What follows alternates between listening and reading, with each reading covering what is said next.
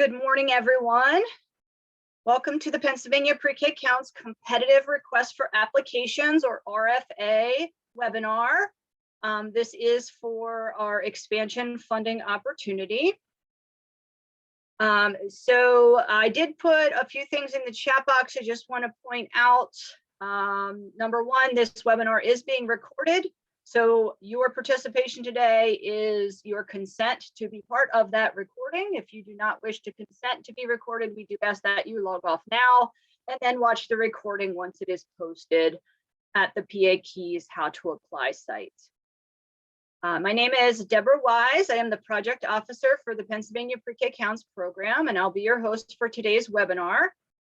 Tony, you can go ahead and go to the next slide. So we are also asking that you reserve the chat box for questions only. Please do not enter your questions until after the presentation is completely over. We do want to make sure that you have the opportunity to hear the presentation before you put all of your questions into the chat box, because most likely your questions will be answered in the content of the presentation. We will spend some time at the end of the presentation answering and addressing as many questions as we can. The questions and responses that are provided for those questions during this webinar are considered unofficial until they officially appear in our FAQ document, which will be posted probably about a week after this webinar. That document does need to go through an approval process before it is officially posted. We will compile similar questions into one question on that FAQ document and provide one response. So when you see the FAQ document, you may not see your exact question worded the way you worded it during the webinar, but we will answer the questions to the extent possible in that FAQ document.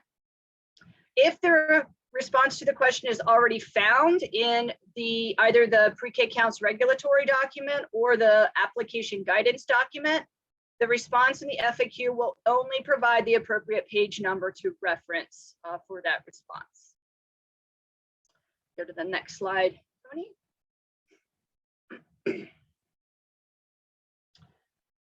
So the Pennsylvania Pre-K Counts program is a competitive grant program. It does operate on a 5-year grant cycle. The current 5-year cycle does end June 30th, 2023. So the end of this upcoming fiscal year will be the last year of this 5-year grant cycle. We will be doing a full competitive rebid for fiscal year 2023. So this competitive bid for expansion funding is for 1 year only. If you are awarded funds as part of this expansion opportunity, you will be awarded funds guaranteed for 1 year only. After that year ends, everyone will need to rebid for fiscal year 2023. We do have a proposed $60 million increase in this year's state budget for this program. The $60 million increase will potentially include a cost per child increase for all current grantees and any awarded expansion grantees. So we will expend the additional $6 million to meet that cost per child increase first. And then with any remaining funds, we will be expanding the program through this expansion opportunity.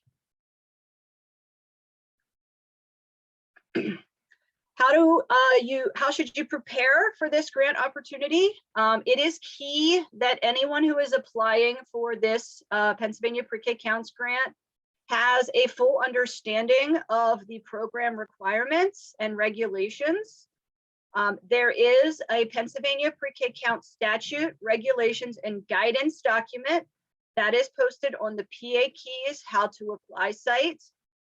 This should be reviewed in its entirety prior to submission of the letter of intent to apply. Again, it is very important that applicants understand what they are actually applying for and what will be expected of them if they are awarded grant funds. Applicants are also encouraged to view the Asynchronous Grant Writing 101 course, which is found in the Professional Development Registry. This course provides general tips on how to approach grant writing. We will be required to have a PD registry login to access that course, and there is directions on page 7 of the application guidance on how to get that login information. So I mentioned the pre-K counts, how to apply sites. That site is available at www.pakeys.org. And if you hover over early learning programs, and then you'll want to go to Pennsylvania pre-K counts, and then you'll want to go to how to apply. That site does hold all of the applicable information and resources related to this grant opportunity. So it's very important that you do access that site prior to applying and prior to submitting your letter of intent. In addition to reviewing the regulatory guidance that I already mentioned, it is imperative that applicants use and review the application guidance document. This document walks you through the entire application process. It includes the general scoring rubric. It includes the application questions and some guidance for each of those questions. It is actually the content that we'll be driving the webinar today. So I will be basically walking you through that application guidance today. But again, it is imperative that you review both that guidance document and the regulatory document for the Pennsylvania Pre-K Counts program prior to applying. Again, my name is Deborah Wise. I'm the project officer for this grant. All questions regarding this competitive RFA process should be directed to myself only by sending an email to the RA account listed here on the slide. This information is also included in the application guidance. So once you access the how to apply site, you can access the application guidance document and find all of the links. They are direct links within those documents to all of these resources that I am mentioning. If you are asking questions during the webinar today, you do not need to send those to the RA account. We will capture those as part of the webinar today. But if after the webinar, prior to submitting your letter of intent and applying, you have additional questions that come to mind, you do need to send those to the RA account so that they can be addressed and added to the FAQ document so that everyone can see all of the questions that were asked and the responses to those questions.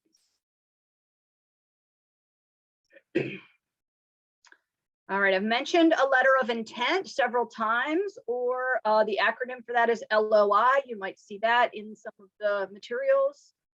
The letter of intent is required if you want to apply for this opportunity. The reason for that is it does establish access to the grant application in the eGrant system. You must use the provided template for the letter of intent to be accepted and processed. This template is found on the How to Apply site. In the letter of intent, you must include the legal name of the eligible agency who will be applying, the administrative unit number or AUN that is associated with that legal entity. And again, the AUN must match the legal entity that is applying in order to be accepted and processed. Next slide.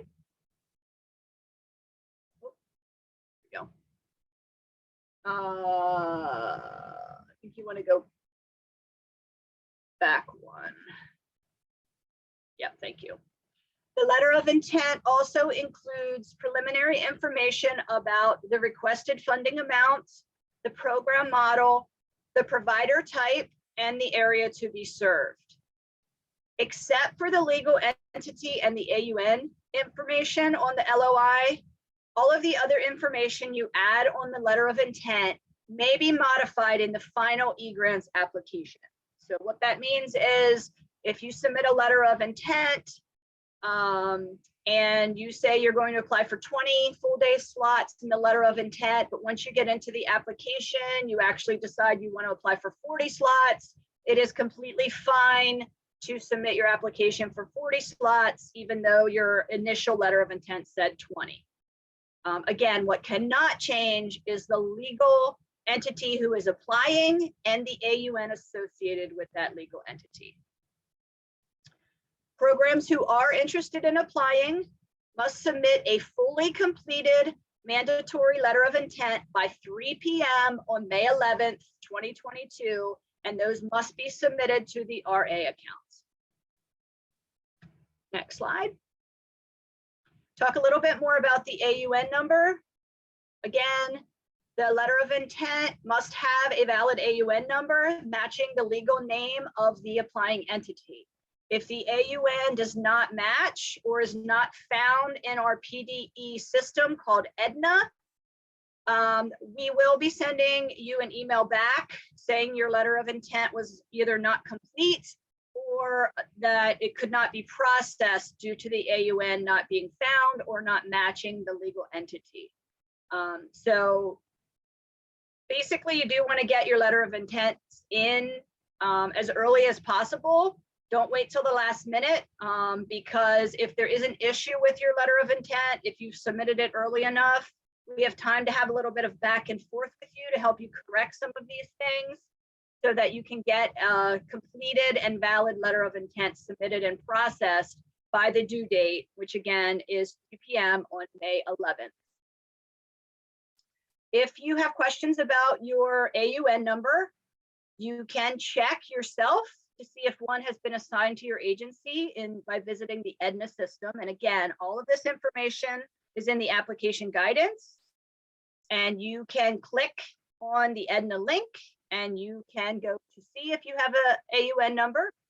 If you are not sure, we do ask that you check first.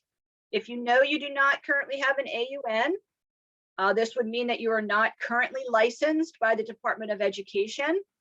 You should refer to the contacts that are provided within the application guidance document. So again, I see we have a question. How do I get an AUN number? Again, please hold your questions until the end, as they will be addressed as the content is being shared. So again, to get an AUN number, please go to the application guidance, find the section on administrative unit number, and there are actually phone numbers and emails provided for specific contacts on how to get or how to check on your AUN number. Next slide. Once we receive your letter of intent and it is fully processed, you will get a letter from us or an email from us saying, we have received your letter of intent, the AUN has been verified, and we will be giving you access to the eGrant system. So once we receive that LOI, we will process it. We will add your information into the eGrant system. And once that occurs, if you are a new user to the eGrant system, you will receive 2 emails. The first email will be from the eGrant system itself with your eGrant's login information. And the second email will be from Octal with steps on setting up your grant application. You may get the Octal email before the eGrant's email, but you will be getting those 2 emails, pretty closely within the time frame of one another. If you are an existing user in the eGrant system and you have provided your existing user login information on your letter of intent, you will receive 1 email from Octal. This email will include your existing login ID and steps to reset your password and how to set up your grant application.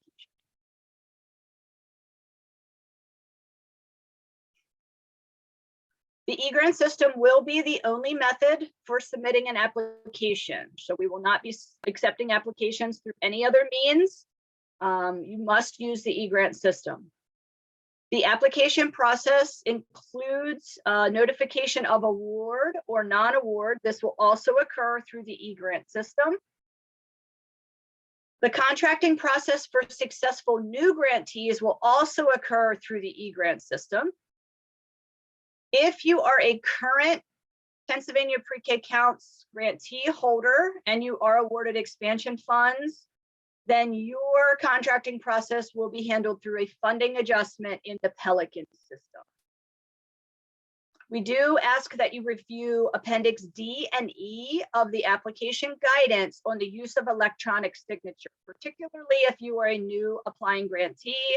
If you are awarded funds, having the electronic signature in place will expedite your contracting process.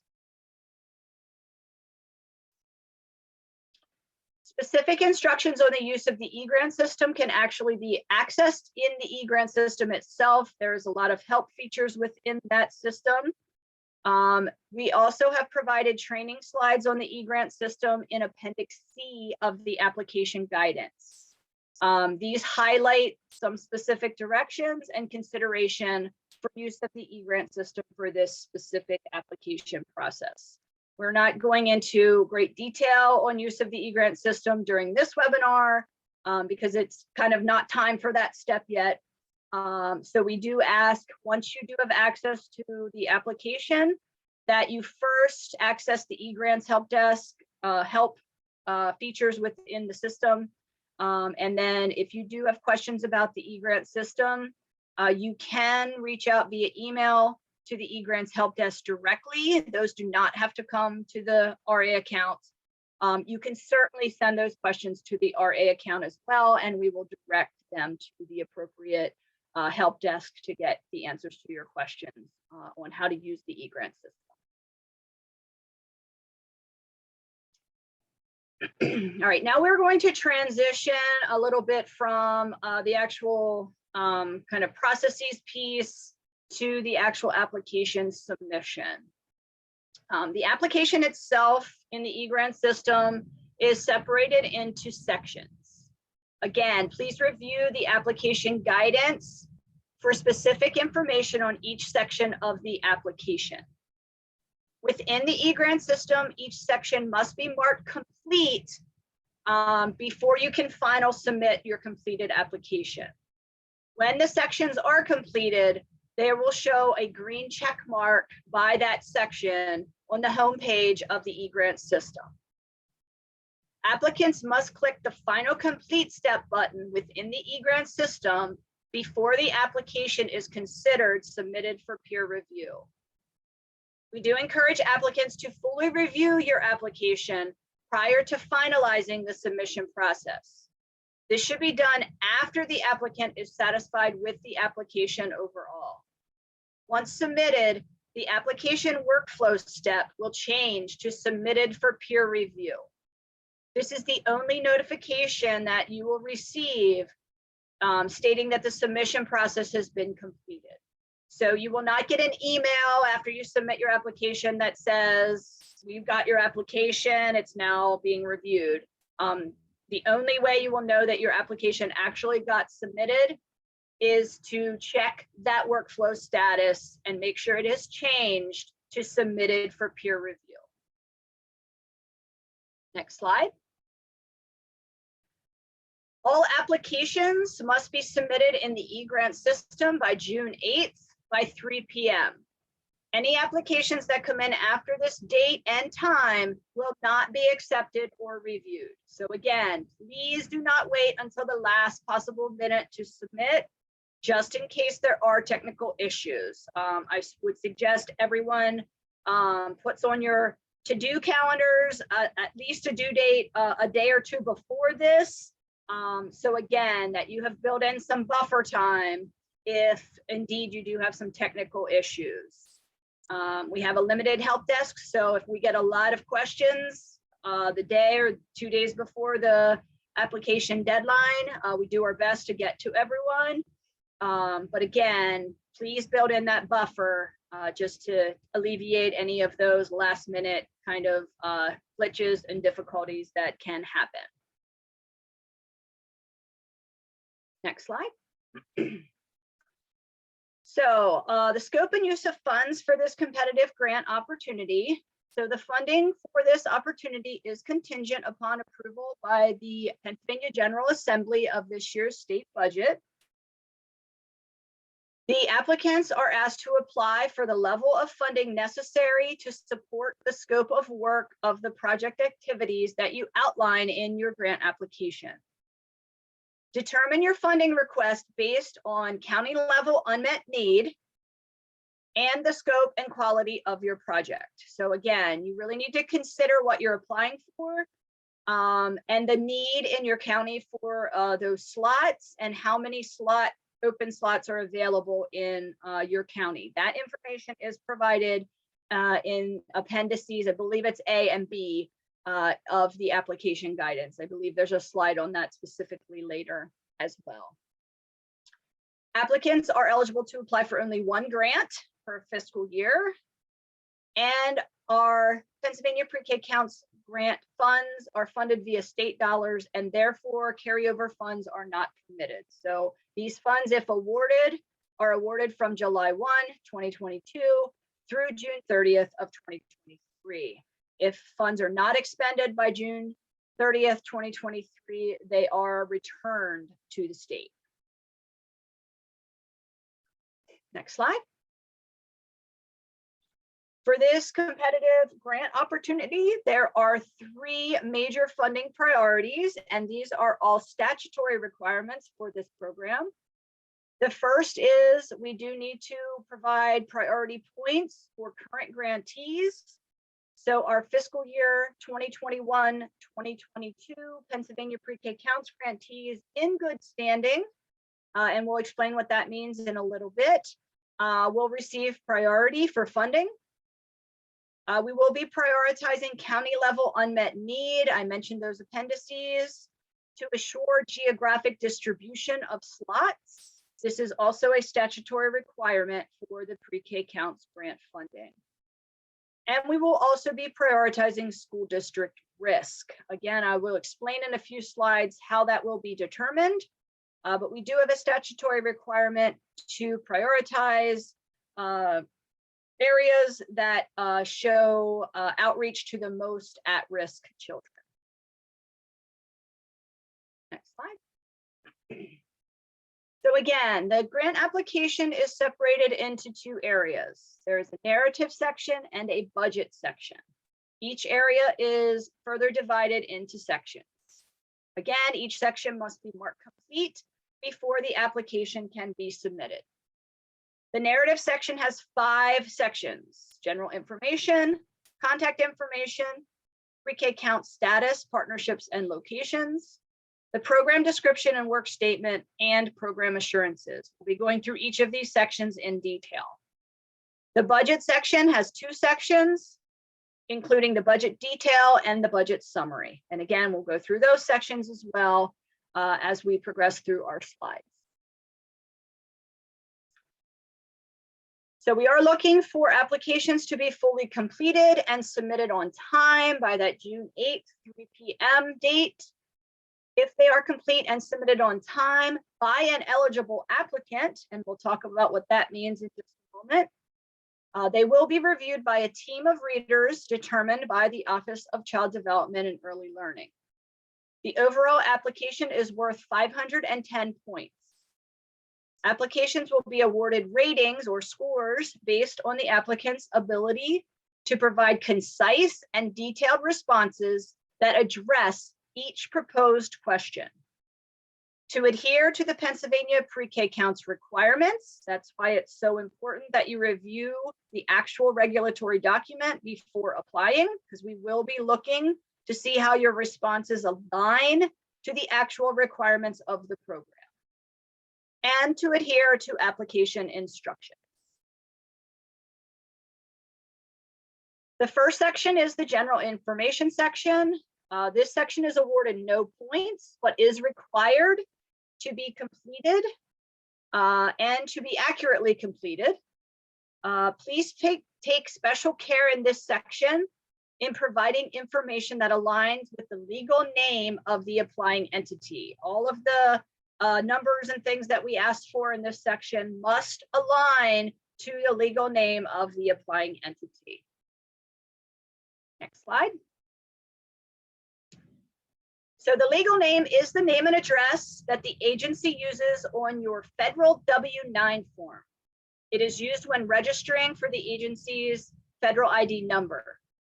Applicants for Pennsylvania pre-K counts grants should consult with the person who handles your taxes, legal or accounting matters for the agency to determine the legal name, address, and federal ID number associated with the applying agency. The correct legal name and address must be provided where requested to process an application. Failure to do so will result in significant delays in providing funding. The application also asks for a doing business as name if you have a name that is different from your legal name that is on your tax documents. You can use this section of the application to note that differing name. The application asks for a vendor number or an SAP number. This vendor number must align with the legal name and address provided in the application.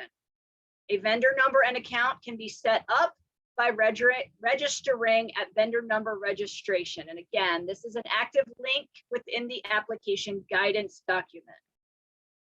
All agencies applying for Pennsylvania pre-K counts grants must be pre-registered. So you must include a vendor number in the application process. The Central Vendor Management Unit is a storage database. The comptroller uses this account to store direct deposit information. And again, there's contact information. This, what's here on the slide is provided directly in the application guidance. So if you need help determining your vendor number, those contacts are provided. Again, please do not wait till the last minute. You do need this number prior to applying. You will also need an MPI number. This is a master provider index number. Again, it must align with your legal name and address that you provide in the application. All applicants will need an MPI number if the application is successful. The number is requested as part of the application process to ensure timely contracting for successful applications. These numbers are used by the Pennsylvania Department of Human Services to identify legal entities and service locations that participate in any of its programs. You can see page 14 of the application guidance for more information on how to find out if you have an MPI number or to get one. We also ask for the tax ID or federal ID number. Again, this is the number from your federal W-9 form. Again, applicants should consult with the person who handles your taxes, legal or accounting matters for the agency to determine the federal ID number. The number must align with the legal name and address provided in the application. We do need the correct number to be provided to be able to process your application. Again, failure to do so will result in significant delays in funding approved applicants. This number is often referred to as the FEIN number by Octal staff. We also ask for the applicant's address. Please fully complete the chart within the eGrant system with street address, city, state, and zip code, and county of the applying lead agency. The address provided should align with that of the legal entity applying for funding. Next slide. Within the general information section, we also ask for your provider type. Here is where we're going to talk about who is eligible to apply for this opportunity. So the following entities are eligible to apply: existing Pennsylvania pre-K counts grantees that continue to meet one of the eligibility categories. New applicants are also eligible to apply for this opportunity, but must meet one of the 5 eligible applicant categories. And here are those categories. So school districts may apply. Please note that Pennsylvania pre-K count statute specifically uses the term school district. Therefore, intermediate units, charter schools, and other local education agencies are not eligible to apply under the school district provider type. All right, so the school district eligibility type is just for actual school districts. Head Start Federal grantees are eligible to apply. These are the federal grantees that hold a federal Head Start grant. Okay? This does not refer to subcontractors under a Head Start grant or the actual Head Start locations themselves. This refers to the federal Head Start grantee holders. Department of Pennsylvania licensed nursery schools are eligible to apply. So if your agency holds a PDE, private academic license, that is specific to nursery schools, you are eligible to apply. If you hold a private academic license for any other age grouping, such as kindergarten or above, but do not hold the nursery school license, then you are not eligible to apply. You must hold the nursery school private academic license. Child care centers and group child care homes designated at Keystone Stars 3 or Star 4 are eligible to apply. The applying agency must have at least one location under their legal entity designated at the Keystone Stars 3 or 4 level to apply under this provider type. And the final eligible applicant category is called a third-party entity. This provider type is a catch-all for pretty much any other organization that wasn't previously listed.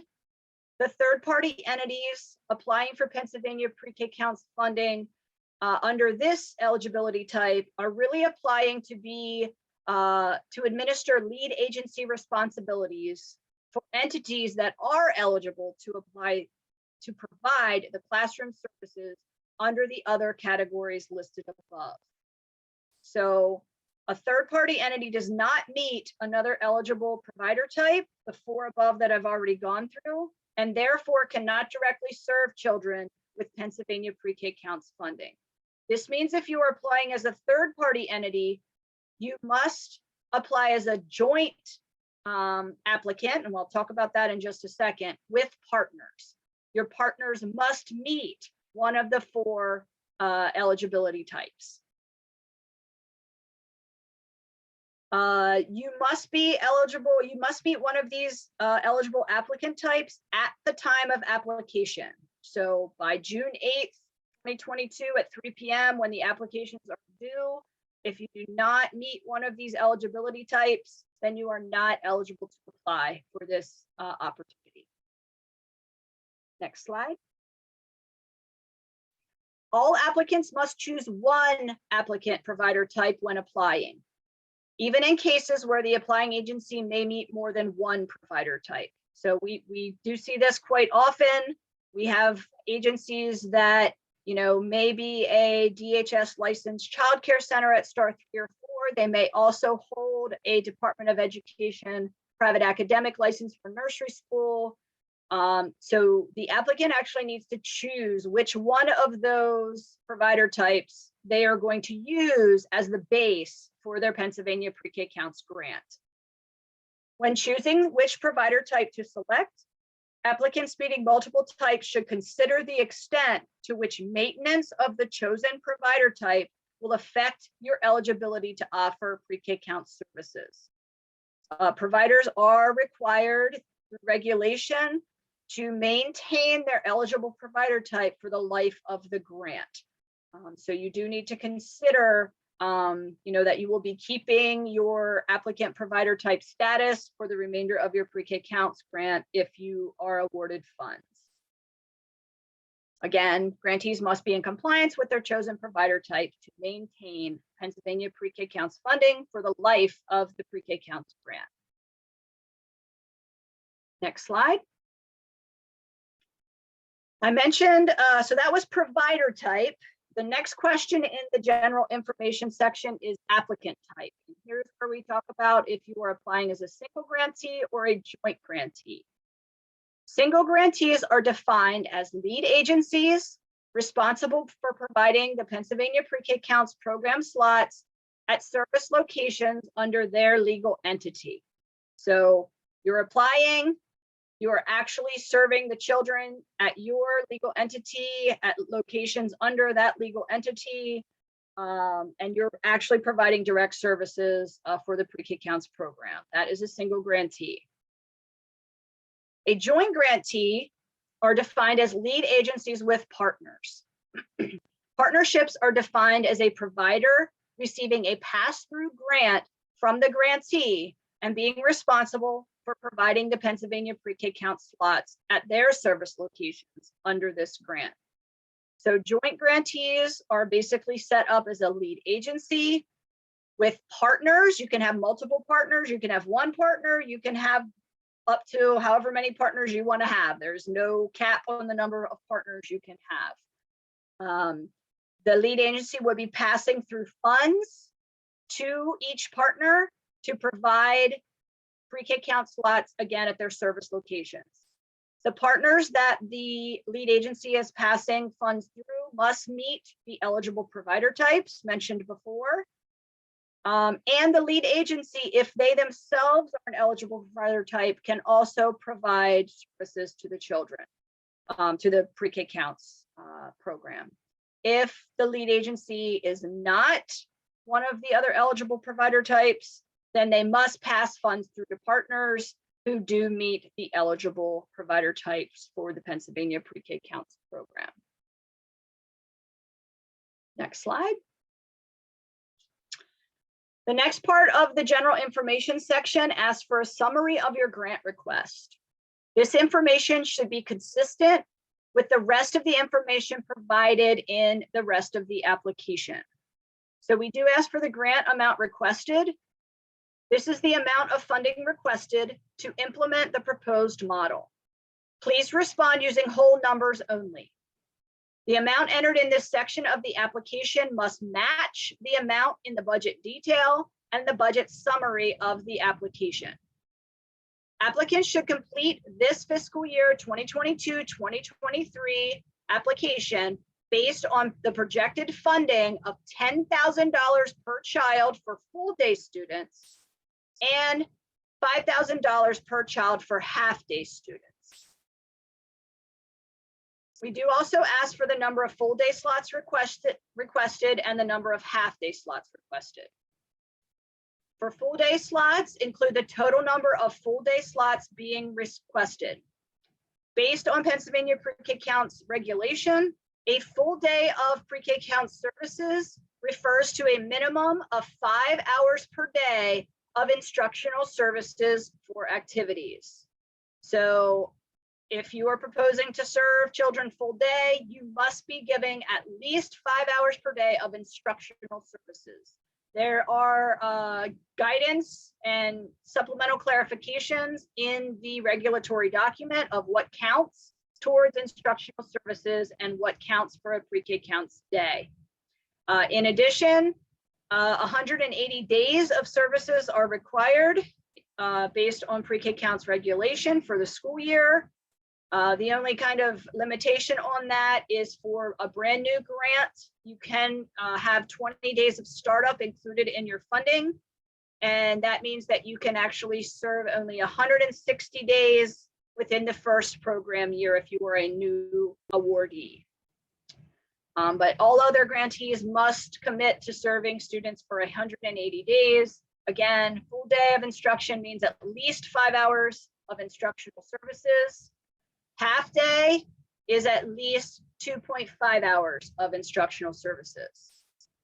Pre-K counts regulation also requires that students who are enrolled in the Pennsylvania pre-K counts program attend 5 days per week.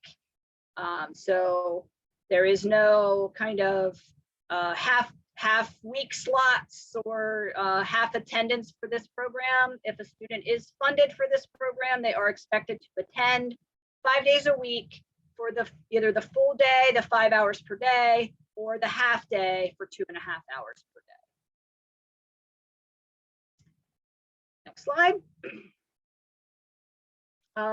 The next question in the general information section does ask specifically about the cost per child. So again, we're doing this application process based on the proposed cost per child of $10,000 for full day and $5,000 for half day.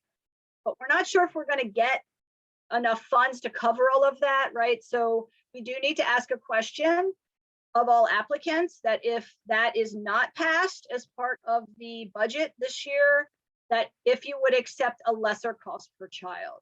So we are asking applicants to complete a question regarding acceptance of a lesser cost per child if the governor's proposed expansion to increase the cost per child is not approved. If an applicant selects no for this question and the increase is not approved, the application will not be considered for funding. Next slide. So that was the general information section. I will clarify in that, please also make sure that your full day slot request or your half day slot request, that math adds up to your overall grant request. So for example, if you are requesting 20 full day slots at the $10,000 cost per child, your grant request should be for $200,000. We will be checking the math as part of the review process. So please make sure you are intentional about your calculations and that all of the kind of math adds up correctly. The next section of the application is asking for contact information. This section is worth no points, but again, failure to complete this section will result in disqualification of the review process. Please complete all requested information. If individuals function in more than one role, repeat information when necessary.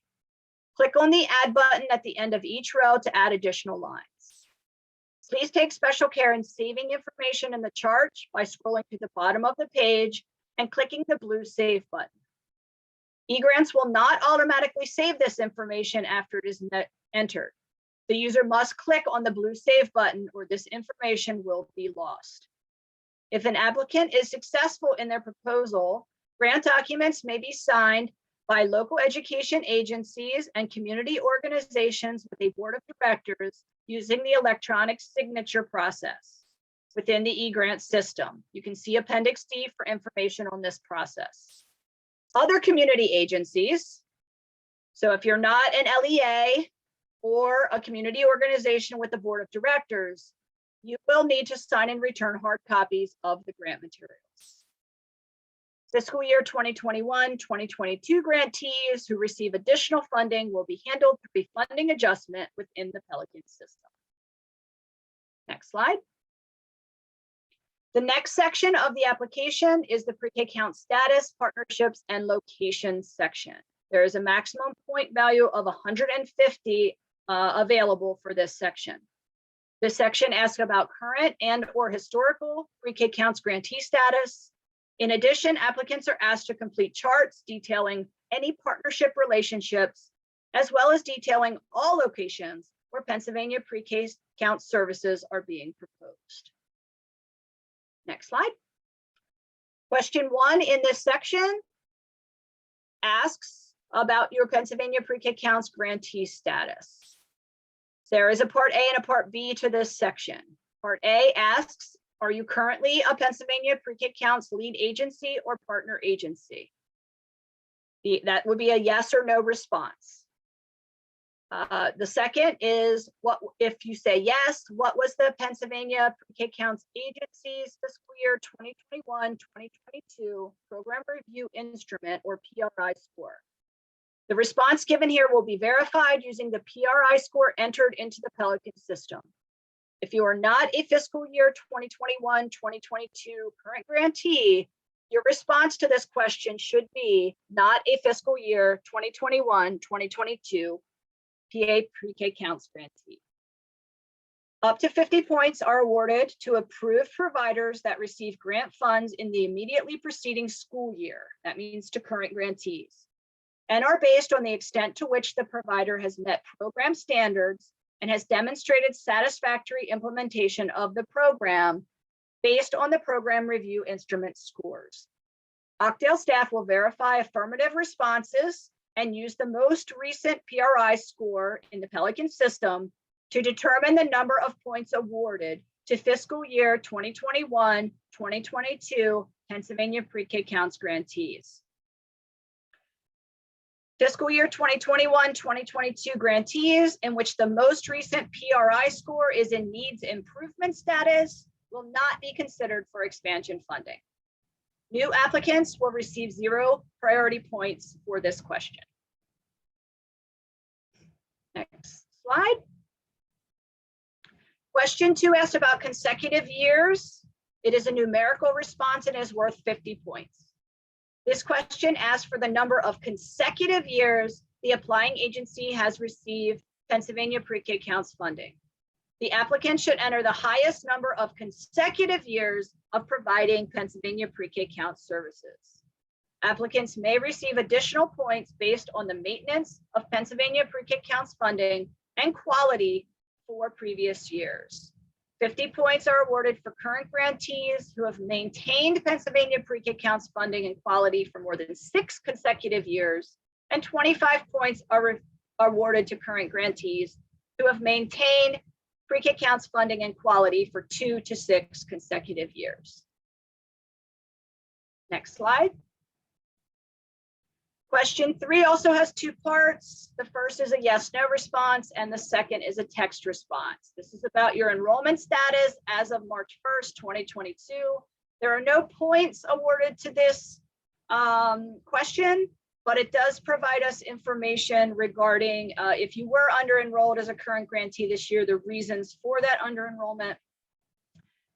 So question 3A asked about current grantee enrollment status.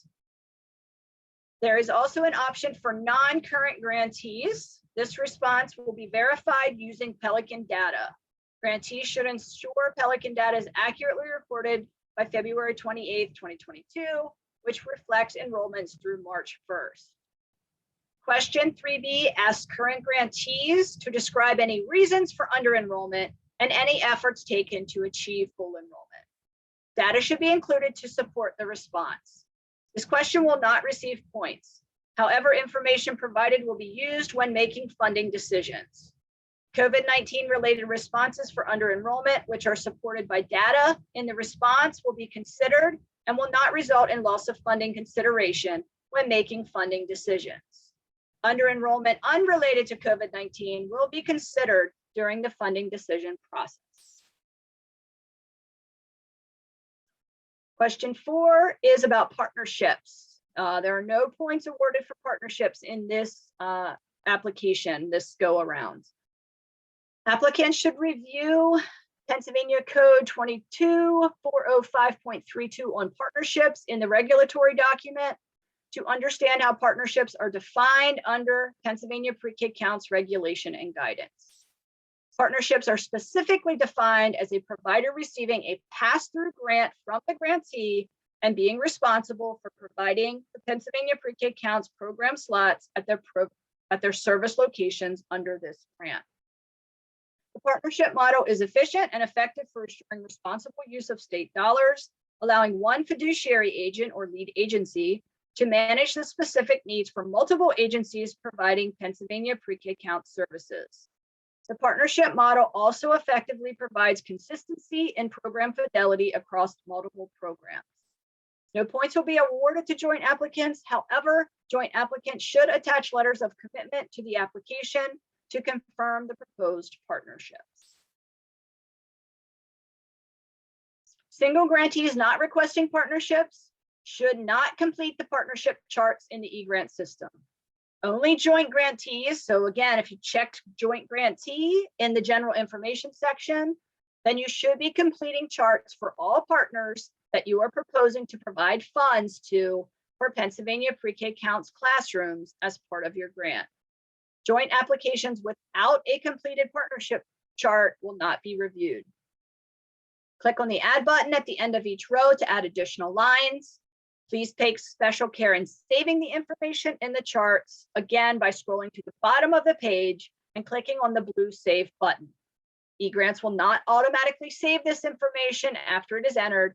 You must click on the blue Save button or this information will be lost. We do provide an Excel template on how to apply site as well for entering this information. This is not required, but it is a safety net, really, if you're having difficulties with the e-grant system with the charts. We've run into this in the past. So we do provide an Excel template for this information as well. If you wish to complete the charts in the e-grant system and then as a safety net, also include and upload the Excel template with the same information, that is probably a good idea. Or if you are having technical difficulty with the charts, you can use the Excel template. Again, the Excel template is not mandatory, but is provided to you if you do want that safety net for this section. Next slide. For each partnership chart, you will need to provide the partner MPI number, 9-digit number, as an identifier. A row should be completed for each partner. All partners will need an MPI number as part of the application process. In addition to the MPI number, the following information for each partnering agency is also required in the application: the federal ID number, the legal name of the partnering agency, the school district where the partnering agency is located, the provider type, the address, the pass-through grant amount, the number of full-day pre-K count slots being assigned to that partner agency, and or the number of half-day pre-K count slots being assigned to that partner agency. Please make sure the charts are fully completed. Next slide. In addition to completing the partnership charts, a joint applicant must include a signed and completed partner letter of commitment from each partnering agency. There is a template on the How to Apply site, and this must be uploaded within the eGrant system within this section of the application to complete a joint application. Again, having your partner sign the letter of commitment, it is a letter of commitment, it is legally binding, it will become part of the contract if the slots are awarded and the funding is awarded. So please take care to actually have these partnership conversations with partner agencies. Make sure your partner agencies also understand the program requirements and what is being asked of them as a partnering agency. You also want to talk about what is being offered to the partners from the lead agency as part of this partnership that is being applied for. Next slide. Location information. There's also a chart for all the locations. This is worth 50 points. Both joint and single grantees should complete these charts. So all applicants should be completing location charts. Charts should be completed for all locations that you are proposing to enroll children in for Pennsylvania pre-K counts. A location is defined as any physical address where a Pennsylvania pre-K counts classroom will be located.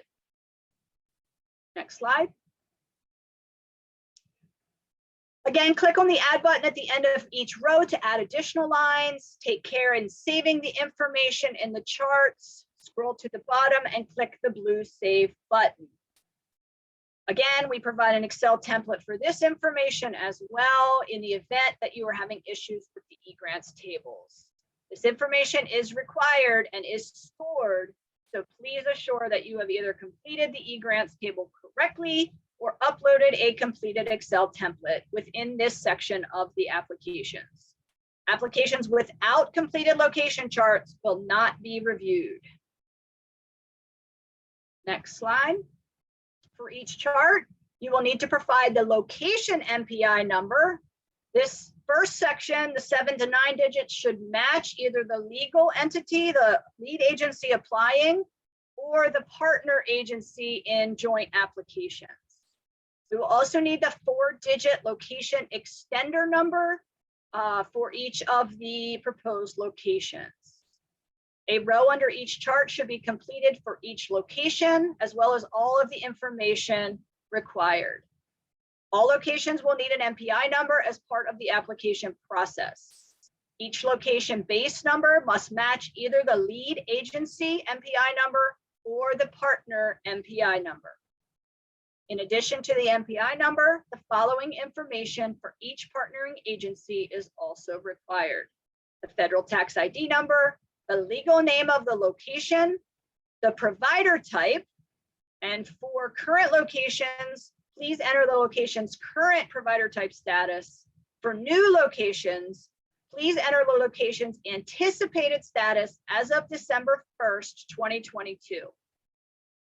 For this fiscal year, all childcare centers and group homes must be a star 3 or above and maintain the star designation throughout the life of their Pennsylvania pre-K counts program. So that should say fiscal year 2022-23. That's a typo in the application guidance.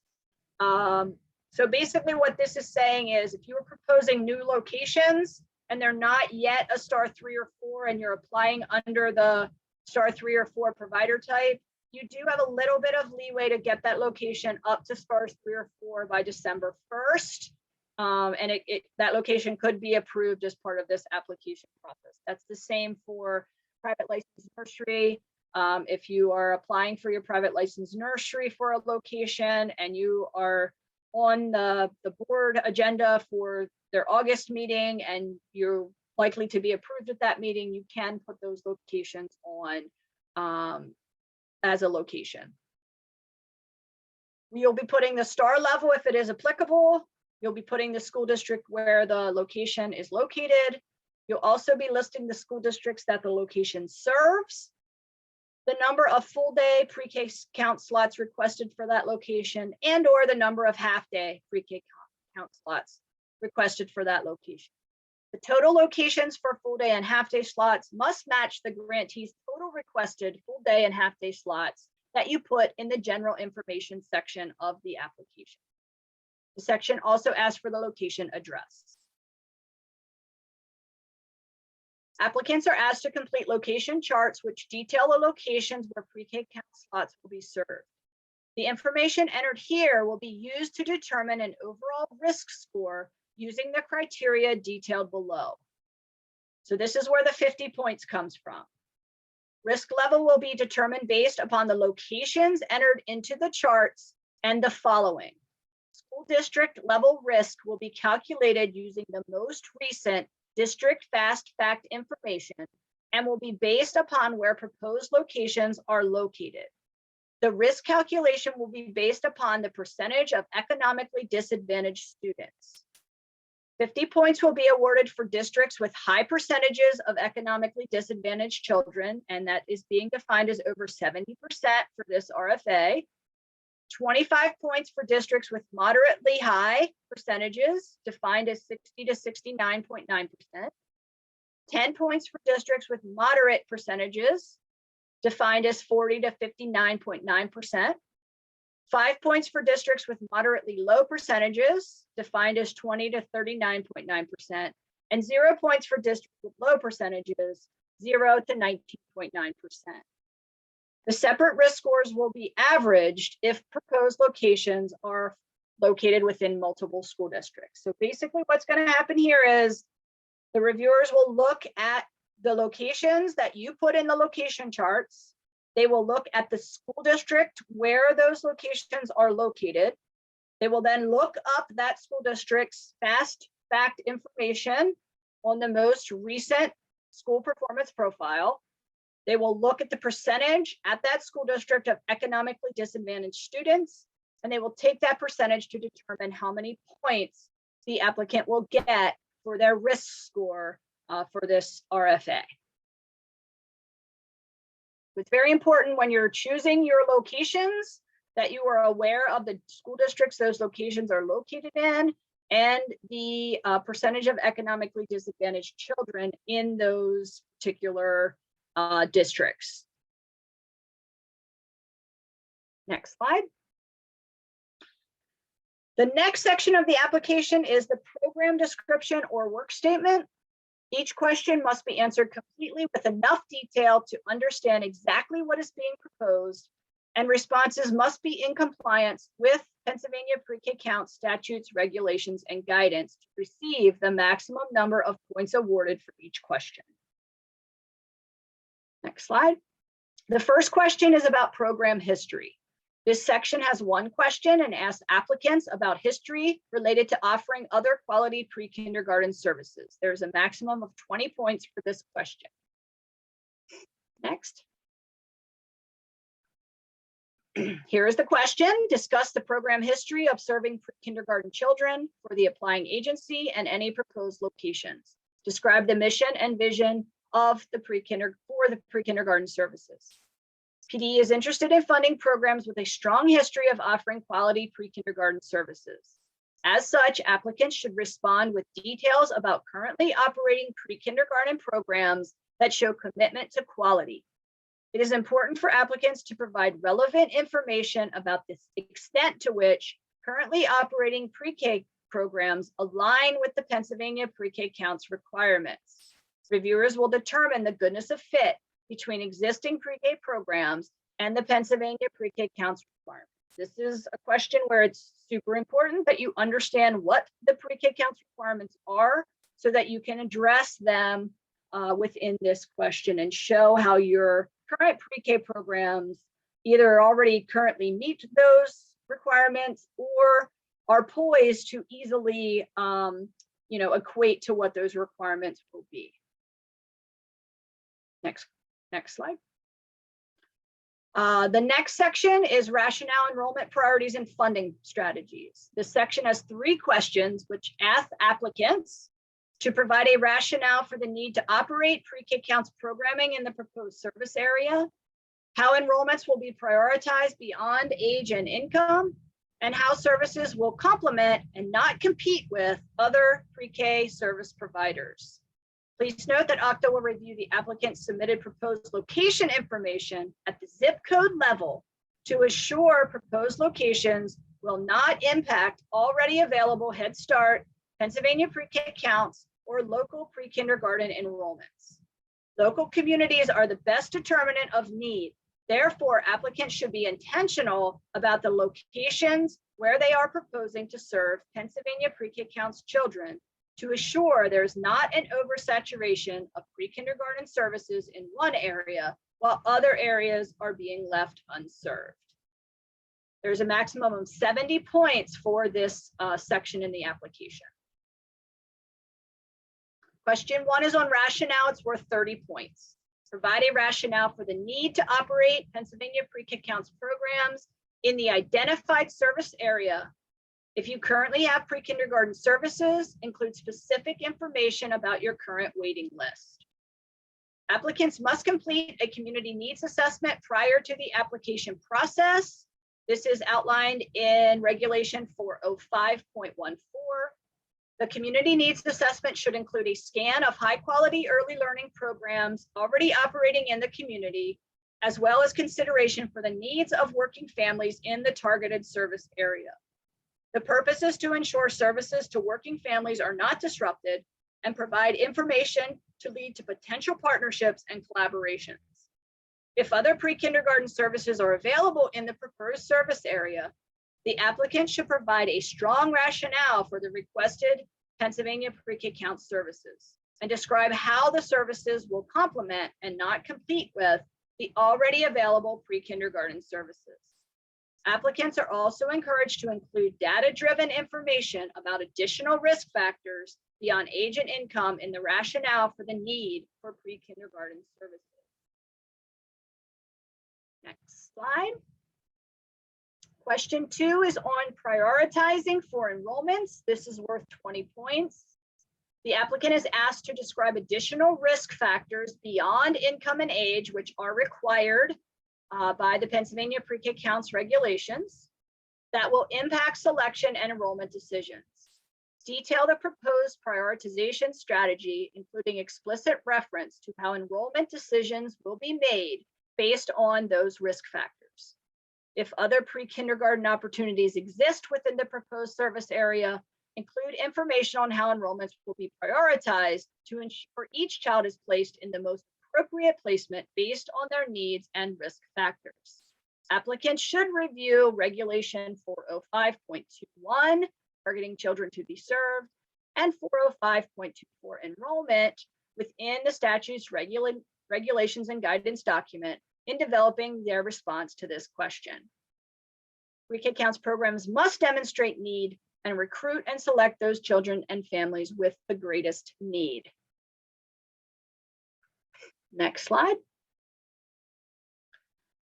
As part of this prioritization process, programs must develop prioritization strategies and verification and documentation processes and assure they will maintain full enrollment for the duration of the school year. Age and income are the two primary eligibility requirements that all children must meet in order to be considered for enrollment in the Pennsylvania Pre-K Counts program. Children must be age 3 or 4 to be able to be enrolled in the program, and for 3-year-olds, programs must assure that they meet the age requirement of kindergarten cutoff in their school district prior to enrolling a 3-year-old, because there is a 2-year minimum requirement of attendance in the Pre-K Counts program for all children. So we have to be very careful when we're enrolling 3-year-olds that we're not enrolling them and they get 2 years and then they're not eligible for kindergarten and there's nowhere for them to go for that 3rd year. We need to be very careful about that age requirement for 3-year-olds. Income for Pennsylvania Pre-K Counts is 300% of the federal poverty level. And that is also based on income and family size. There are charts on the How to Apply site to understand the current federal poverty levels for eligibility requirements. All children enrolled in Pennsylvania Pre-K Counts must be under the 300% FPL threshold. Additional priorities for enrollment must be developed at the local level that reflect collaborative efforts with local and regional pre-kindergarten efforts. Applicants should provide a detailed strategy for how enrollment will be determined based on the pre-kindergarten landscape and risk factors. A rationale for the detailed strategy should also be provided in your response to this question. Next slide. Question 3 is about maximizing resources. It is worth 20 points. Describe how your program will utilize Pennsylvania Pre-K Counts funding to maximize resources within your community to supplement and not supplant funds across early learning programs. Applicants should review Regulation 405.22, maximizing resources, to develop a response to this question. Programs receiving multiple funding streams, for example, Head Start, Child Care Subsidy, or other local pre-kindergarten investments, should describe strategies to grade or leverage these multiple resources to provide wraparound services to children who may need a longer day or year of service, and to provide graded classrooms for equity purposes. In addition, programs receiving Child Care Subsidy should describe plans to utilize Pre-K Counts funding to prioritize children currently receiving subsidy childcare or who are on the subsidy waiting list. Programs applying to fund pre-K services solely through Pennsylvania Pre-K Counts funding should describe how the pre-K services will support a systematic approach to early learning in the proposed community. Next slide. The next section is on collaborations. This section has 5 questions total, but you will only be answering 4 of the 5 questions. This is very important. This is always a tricky section for applicants. So we want to make sure you understand how this is set up. You will be describing various collaborative relationships in this section. Applicants should fully respond to 4 of the 5 questions. 1 of the questions will not apply. The one that doesn't apply will be based on the provider type under which the applicant is applying. This is the provider type that you selected in the general information section of the application. Please read the questions carefully and respond accordingly. This section is worth 80 points. The first is about early intervention collaboration. It's worth 20 points. All applicants will answer this question. Describe collaborations with early intervention, both infant, toddler, and preschool. Detail the program's inclusion policies and practices. How will EI and other behavioral or mental health agencies be utilized to support inclusion and to reduce or eliminate suspension and expulsion? Applicants should review the following in developing a response to this question. Regulation 405.31, coordination and collaboration with agencies providing services to children, and 405.51, inclusive environments. Applicants should also review the Octal policy statements on inclusion and the Octal policy statement on suspension and expulsion. All of these are requirements of the Pennsylvania Pre-K Counts program. Question 2 is about collaboration with Head Start. It is worth 20 points.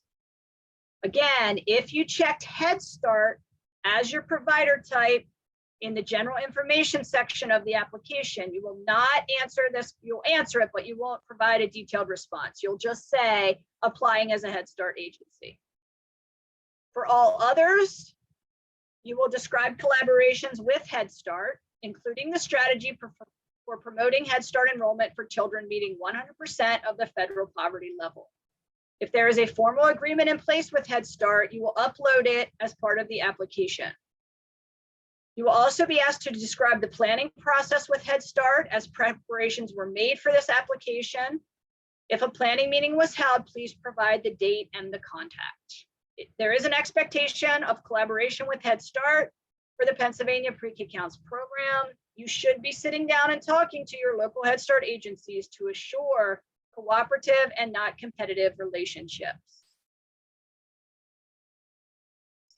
The intent of this requirement is to avoid impact on Head Start enrollments, such that federal Head Start or state Head Start supplemental are not being supplanted by these proposed pre-K Counts services.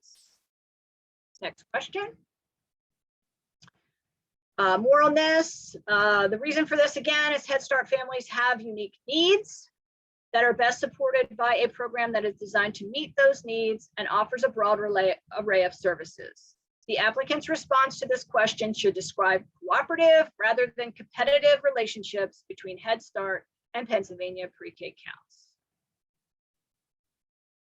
Question 3 is about collaborations with school district. Again, worth 20 points. If you check school district as your provider type in the general information section, you will respond applying as a school district. All others will describe relevant collaborations with school districts, excluding transition practices, which will be addressed in a subsequent question. In what ways were districts included in the planning process for this application? If there is a formal agreement in place with any relevant districts, please attach through upload to the eGrants application. If a planning meeting was held, provide the date and contact. Again, we are looking for providers to involve the school districts. We are looking for collaborations with school districts showing the highest percentages of economically disadvantaged children.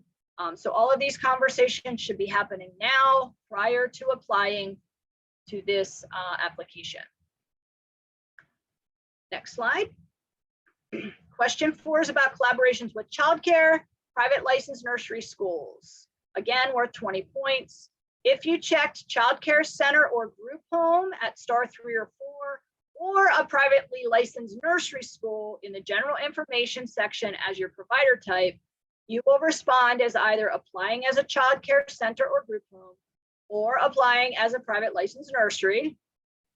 If you are not a childcare center or a private licensed nursery as your provider type, you will describe relevant collaborations with childcare centers or group homes, family childcare providers, or private licensed nurseries.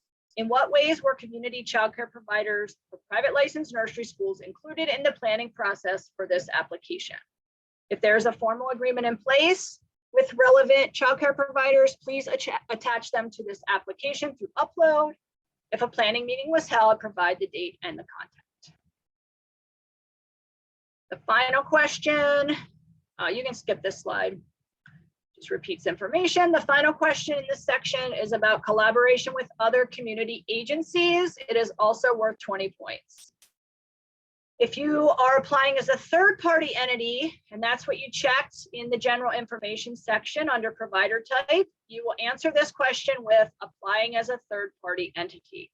If not, you will describe relevant collaborations with any other community agencies that have not already been included in the other questions above. If there's a formal agreement in place with any relevant community agencies, please upload them in the eGrant system. If any planning meetings were held, please provide the dates and the contacts. Again, we want to look at collaborative approaches to the Pennsylvania Pre-K Counts program that utilizes all available community resources to support the students and families being enrolled. Next slide. The next section is on program implementation. There are 2 questions that ask applicants to describe their program's family engagement approach and transition efforts. The section is worth 40 points. The first question on the next slide deals with family engagement. It is worth 20 points. Applicants are asked to describe the program's family engagement approach. In your response, you must make explicit connections to each of the family engagement frameworks areas. Detail the extent to which Pennsylvania Pre-K Counts funding will be utilized to enhance the family engagement approach. Family engagement is an important element that contributes to an overall success of the Pennsylvania Pre-K Counts program and the children receiving services. Family engagement extends beyond point-in-time activities or events and requires vigilant planning and an understanding of the diverse situations of each family. Applicants should use the 6 standards found within the Pennsylvania Family Engagement Birth, College, Career, and Community Ready framework in crafting a response to this question. Next slide. This slide shows the 6 areas. You should be writing explicitly to each of these areas in your response. I highly encourage you in your response to copy and paste these 6 standards and just put your response right after the standard. That will help the reviewers very clearly see that you have explicitly addressed each of these 6 areas, which is what the reviewers will be looking for in this question. So the areas are: learning communities connect families to community resources that support families' interests, goals, and needs. Learning communities build partnerships with families that are strength-based, authentic, reciprocal, and respectful. Learning communities partner with families to identify information, resources, and strategies to support them in their roles as teachers, models, encouragers, monitors, and advocates as they support their child's learning and development. Learning communities provide intentional opportunities for families to connect and engage with one another. Learning communities support families as they develop their leadership and advocacy skills. And learning communities build partnerships with families during times of transition. It is an expectation of the Pre-K Counts program that all 6 of those family engagement strategies are being used by the program. The second question in this area is on transition practices. It is worth 20 points. Explain your program's transition efforts. How have you worked to coordinate smooth transition for the children who enter and exit your program to and from other schools and programs? What are your program's long and short-term goals for transition? Applicants should review Regulation 405.48, Program Transition Planning, in the regulatory document in developing your response to this question.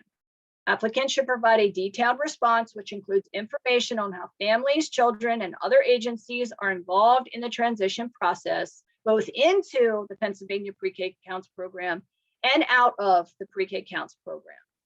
The information provided should be explicitly connected to the shared short-term and long-term goals for transition.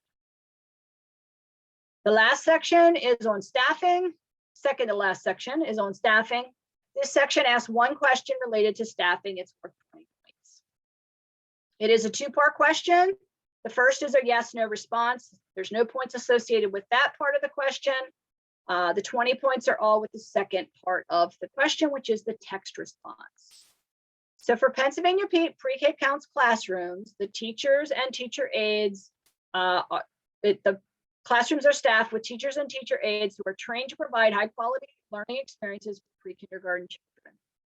Pre-K Counts regulations requires that lead teachers hold a Pennsylvania Early Childhood Education Teaching Certificate, either the N3 or the Pre-K Core Instructional Teaching Certificate through PDE.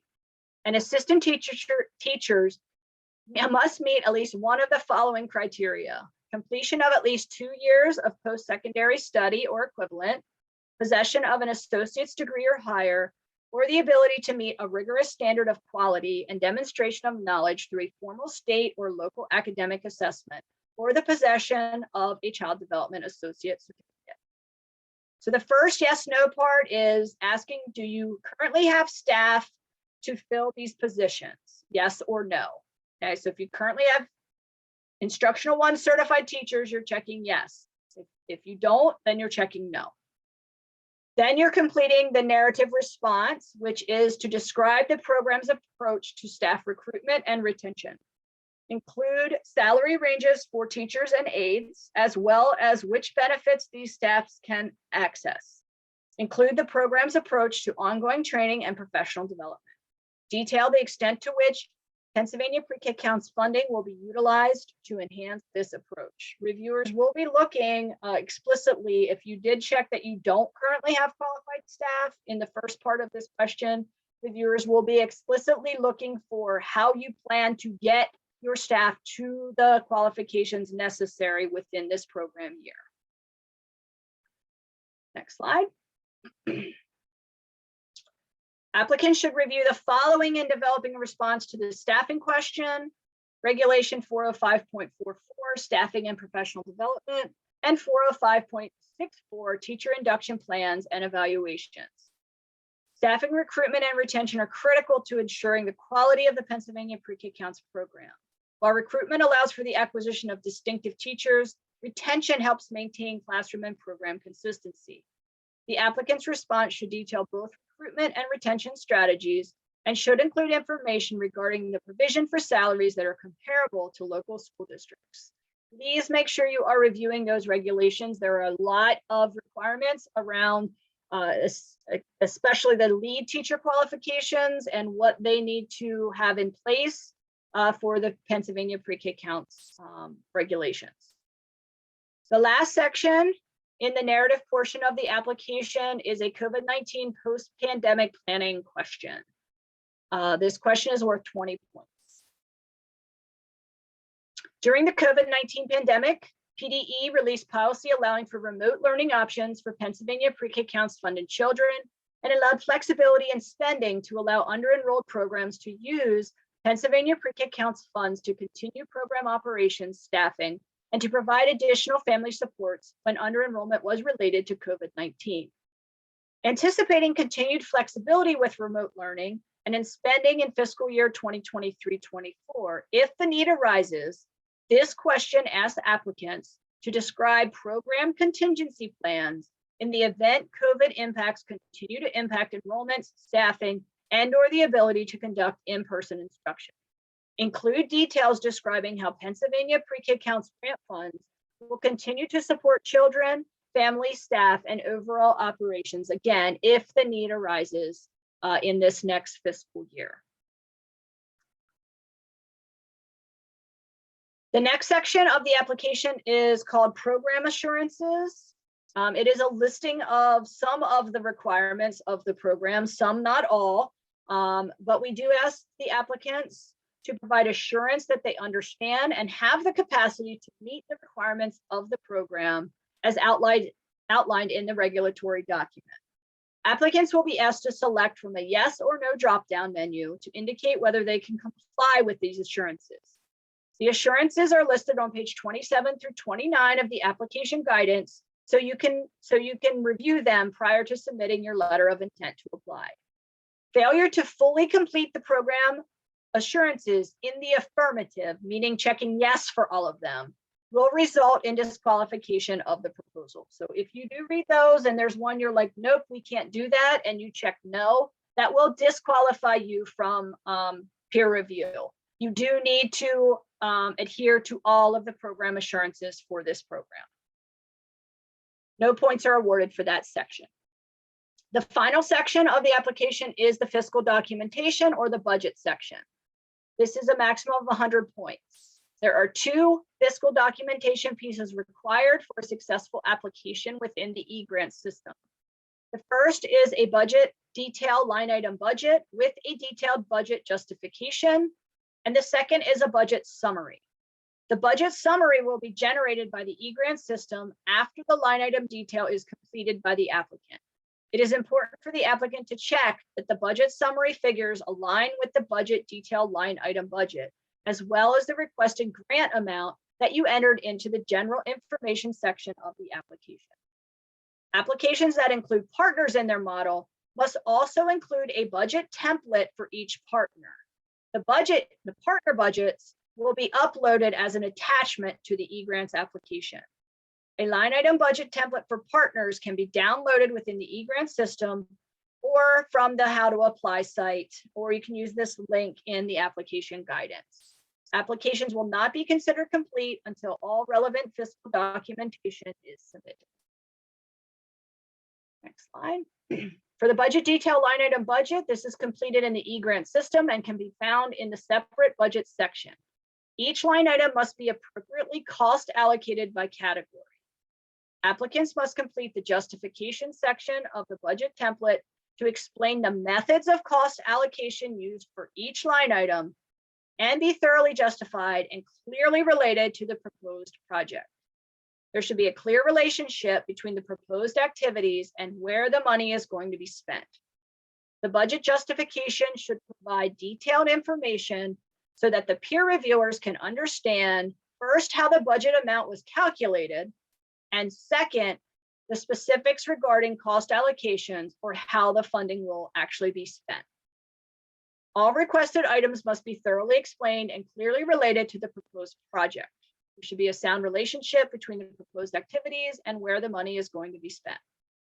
An example of the budget justification using the cost allocation methods is listed in the fiscal supplement document. That link is provided on the How to Apply site and within the application document.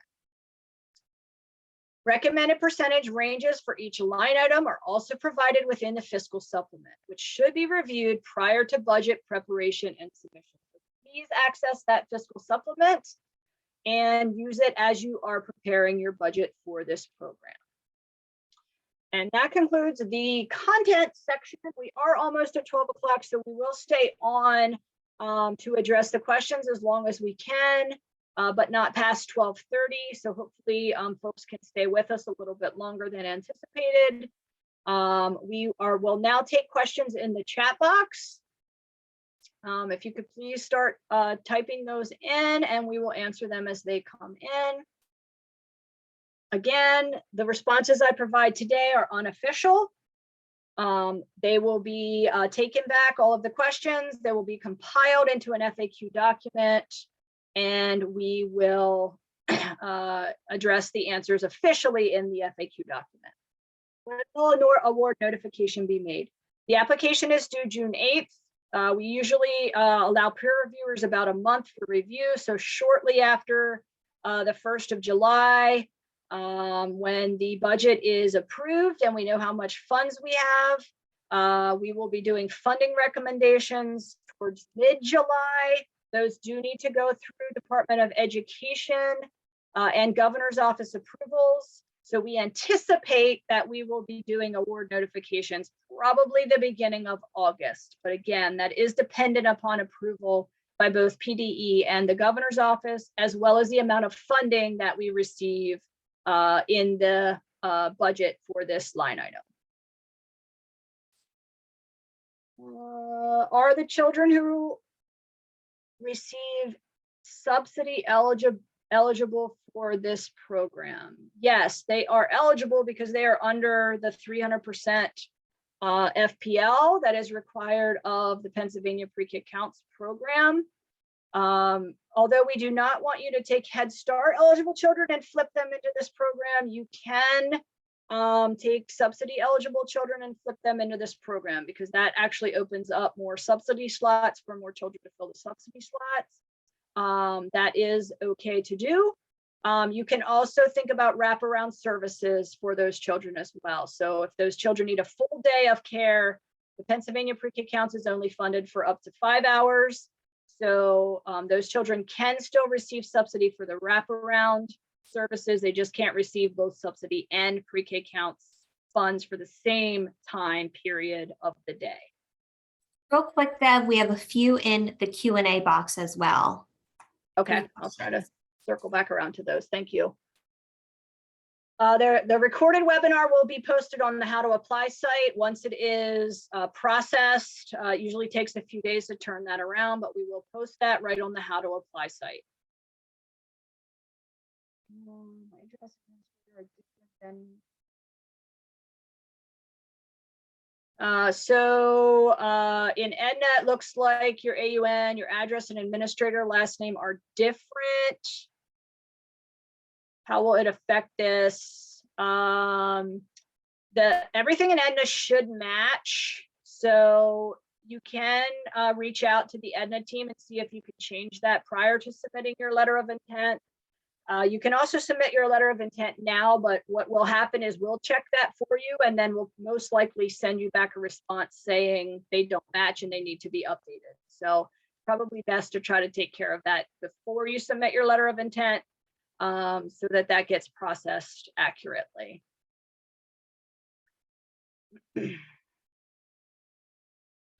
Is there a cut for questions prior to submitting the application? I'm not sure what you mean by that. I'm wondering if you mean the amount of characters.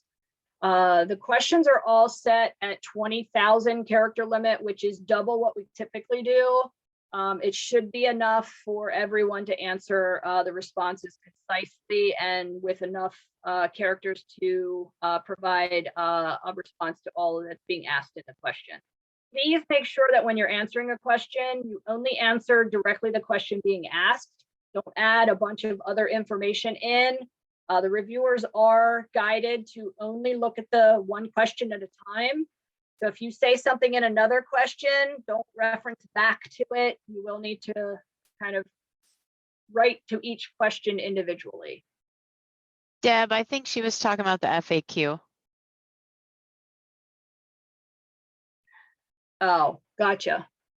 Yes, we didn't put a date on that, but typically we do try to get that FAQ posted at least 2 weeks prior to the application being due. So we would want those questions to come in definitely by, that puts us at like May something, the end of May. Pulling up my calendar. Probably by May 27th, I would say we would want to have all of those questions in. Again, if we post the FAQ, we'll probably, sometimes we have several renditions of the FAQ, so we'll post maybe one, and then if we do get more questions in, we might have to post another. So do keep checking that on the How to Apply site in case an update has been made.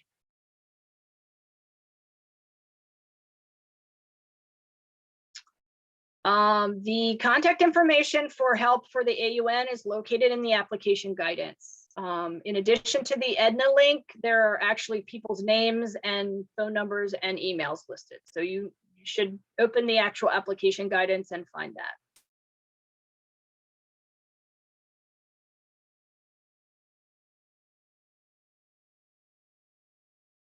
All right, so this is a question about eligibility to apply for a child care center who is pending a Star 3 designation. If you do not have that Star 3 designation on June 8th by 3 p.m., you are not eligible to apply.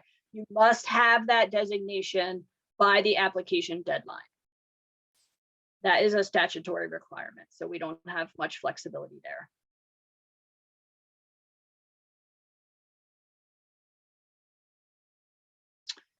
I think you're asking to repeat about the AUN. That information is found in the application guidance document. There is actual contact names listed with phone numbers and email addresses. So if you open the application guidance document, in addition to the Edna link, you will get actual phone number and emails of folks that you can contact to get information about your AUN and support to get an AUN number.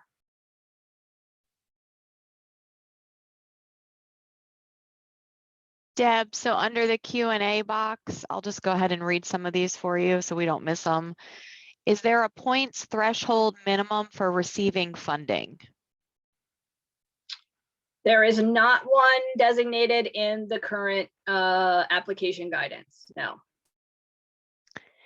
What if we currently have a teacher that is due to graduate with a PDE K4 teaching cert in summer 2023?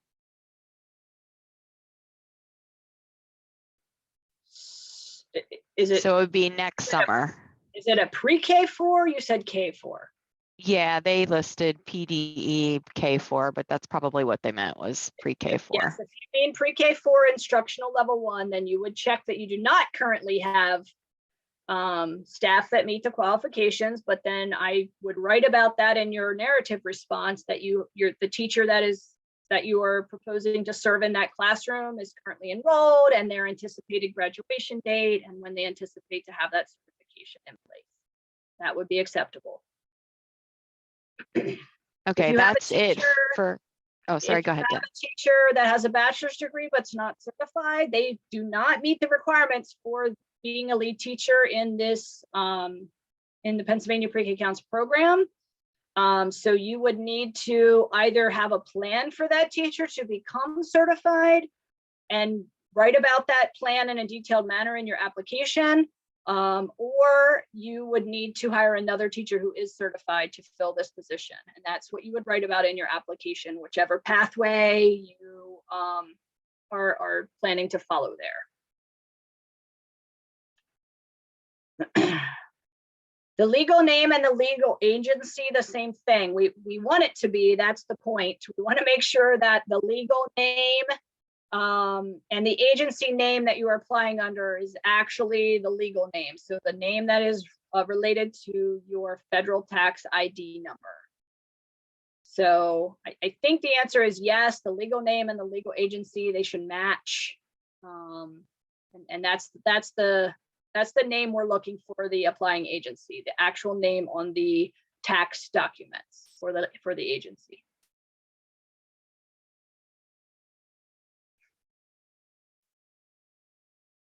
Other questions? Looks like there were a couple more that came in under the Q&A, Deb. So first one is, has there been any conversation of the teacher shortage across all areas, including pre-K4? Is that being considered? It is considered as far as program implementation currently. As part of this application process, we do ask the staffing question to be answered in relationship to the current requirements of the program, which is an instructional pre-K4 or N3 teacher certification, and then the comparable aid requirements that are listed. There's lots of work being done as far as workforce across the state for professional development organizations, access to free degree programs. We're doing some work with alternate cert programs and things like that, but that is kind of secondary to this application process. We do need to look at the current program requirements of the program during this application process. So again, if you don't have the qualified teaching staff and you're applying, that doesn't preclude you from applying. You can certainly circle no for that question, and then in your narrative describe where you're at with your staff, where you're at with recruitment and retention, and your plans for getting folks to where they need to be to meet those requirements. There's one more in the Q&A and then we'll bounce back to the chat, Deb. I did notice that I forgot to include the PRI points, and that is in the application guidance. If you give me 1 second, I can look that up quickly and give you that information. So just give me 1 second here. It's a great question. I did notice that was missing. So Deb, while you're looking that up, I can go ahead and answer this about the AUN. Hold on, a follow-up. I found it. Oh, you did. Sorry, go ahead then. So, so for the PRI scores for current grantees, if you are a current grantee that has fully meets PRI scores, you will get the full 50 points for that section. If you are in partially meets, you will get 20 points. And again, if you are in 0, meaning you're not compliant, or you're in needs improvement status, your application will not be even considered for review. So thank you for asking that. I did notice that when I was going through the slides. Again, that's on application guidance page 9. All right.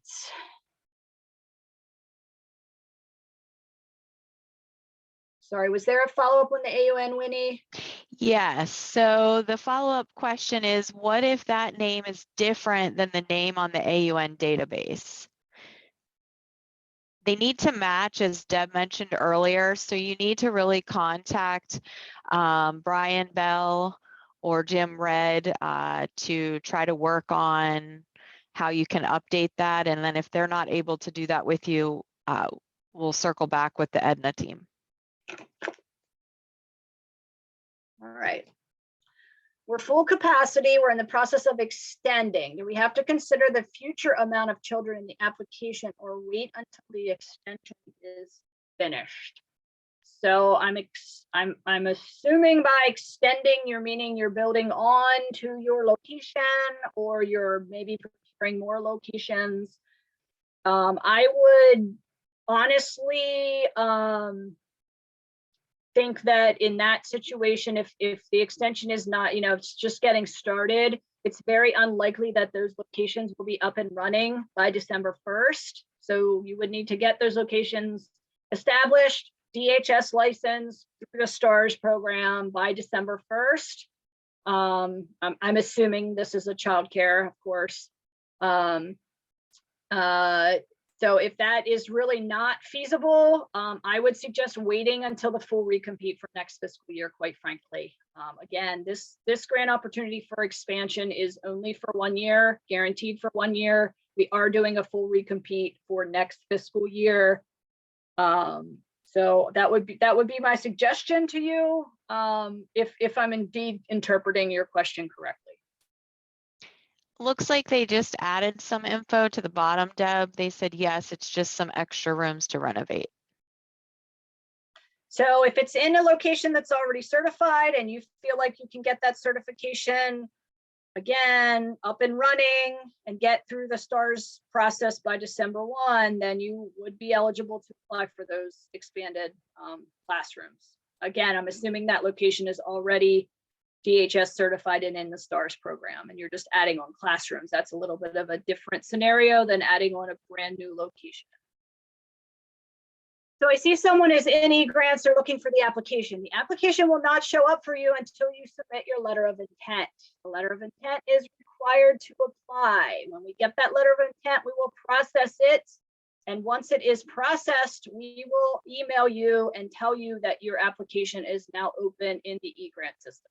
So you will not see the grant until you submit your LOI and it has been processed. We have had a handful of LOIs come in over the last week since the announcement went out.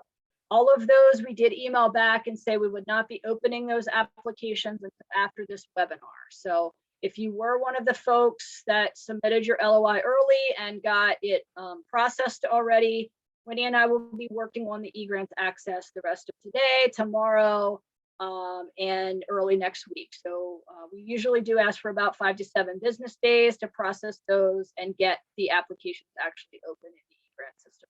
The sooner you get your LOI in and the sooner it gets processed, the more time you will have with the application. So, you can certainly get those LOIs in now and get early access to the application. There is not a wage requirement for Pennsylvania pre-K counts. The wage requirement is comparable to school districts. That's the language we use in the regulatory document. Again, all of these kind of questions are all part of the regulatory document. If you look under staffing and professional development and some of the supplemental resources, in particular around staffing, we do address the wage and we do say it must be comparable to school districts in the area. Is there a number of certified, number of qualified staff per class, or just ratio to child? So in a pre-K counts classroom, we use the DHS ratios of 1 to 10. Essentially, we do encourage classes of 1 to 17. For classes of 1 to 10, you need 1 certified teacher and an aide that at least is qualified for pre-K counts, but that aide can float in and out of their classrooms for 10 kids. If it's a full classroom of 17 to 20, then you would need at least a lead teacher certified and an aide.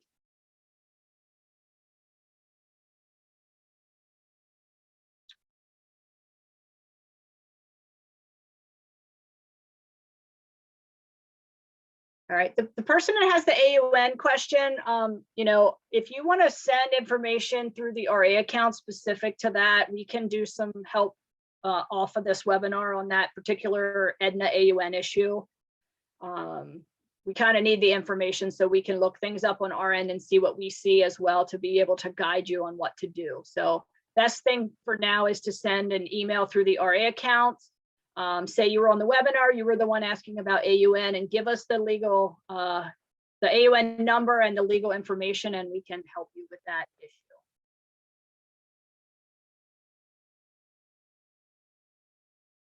So if you are a current grantee for Pennsylvania Pre-K Counts, you should know what the program instrument review scores mean. If you're not a current grantee, you won't have a PRI score. You will be considered a new grantee and you will get a 0 points for that section. That section is for current grantees. The PRI process is very involved. There's a whole scoring rubric. So fully meets is the top percentages on that PRI scoring tool. Partially meets is the middle percentages, and then needs improvement are the low percentages. Again, if you're not a current grantee, you really don't need to know that information right now. You can see some general information on the program review process in the regulatory document, but you won't see the full PRI until you are actually a grantee.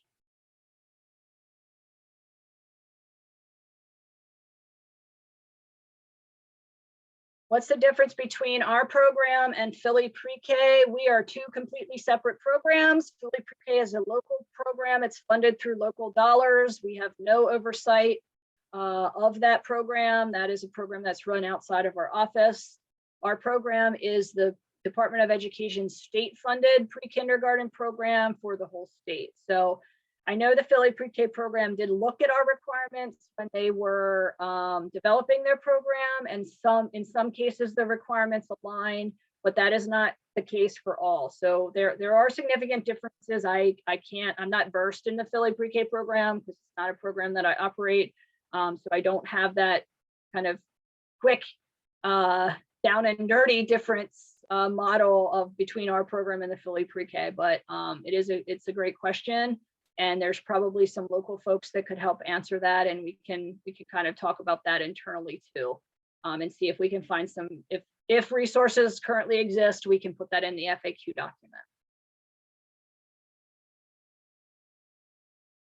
document.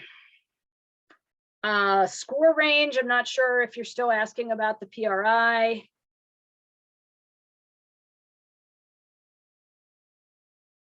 So again, that information is in the regulatory document. I believe there is a supplemental resource on the annual reviews.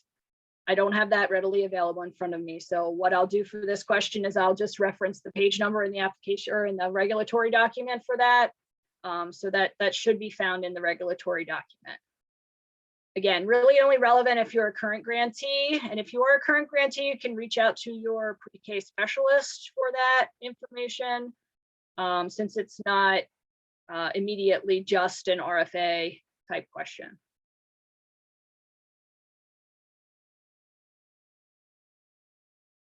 I'll need to look up that page number when I have time to do that. I don't have time to do that right this second. I will put that in the FAQ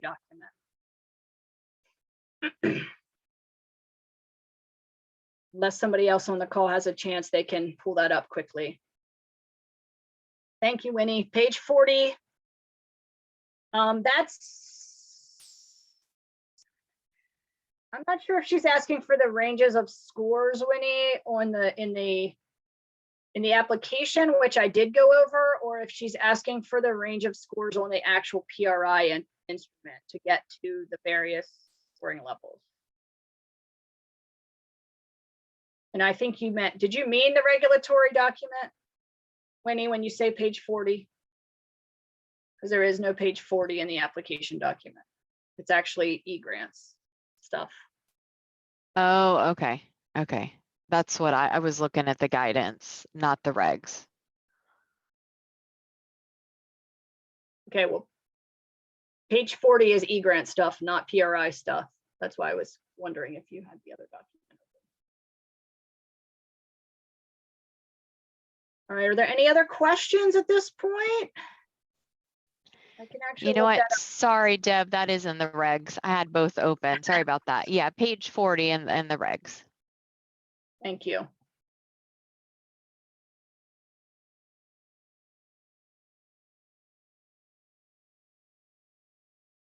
All right, are there any other questions? We'll stay on for about 5 more minutes. And again, any questions that were asked today, we will compile in the FAQ document and comprise official responses. If you have questions after this webinar that come up, you can send them into the RA account. I would suggest you do that sooner rather than later because there is a process to develop the official responses and get those approved. This recording will be posted on the Pre-K Counts How to Apply page as soon as it is processed and turned around. That usually takes a day or two, so expect that either late tomorrow or early Monday to show up on that How to Apply site. Please use the How to Apply site. Go there often. Things are updated quite frequently. Again, we'll be posting the webinar recording when it's available. We'll be posting the FAQ document. There might be multiple versions of the FAQ document throughout the time period. So please go back to that How to Apply site. Please make sure you are reading the regulatory guidance and the application guidance as you're preparing for this opportunity.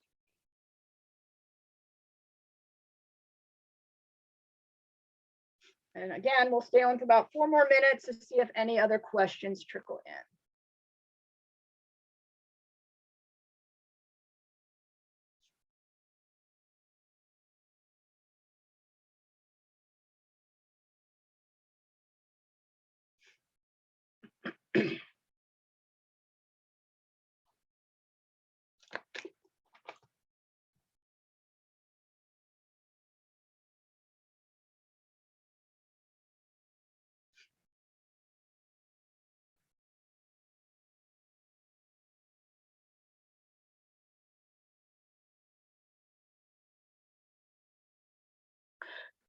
So Jessica, I see that you were trying to equate your PRI scores to, you know, if it fully meets, partially meets. The page number that Winnie directed you to in the guidance, it only gives the percentages. So I suggest you reach out to your specialist directly. They'll be able to know, they'll be able to tell you for this fiscal year where you fell as far as fully meets, partially meets, or does not meet.